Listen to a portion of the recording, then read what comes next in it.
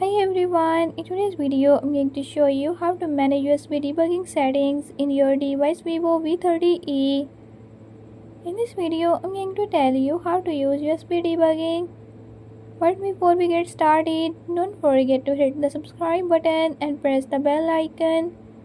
Make sure to watch complete video and learn how you can do it. Let's watch the video.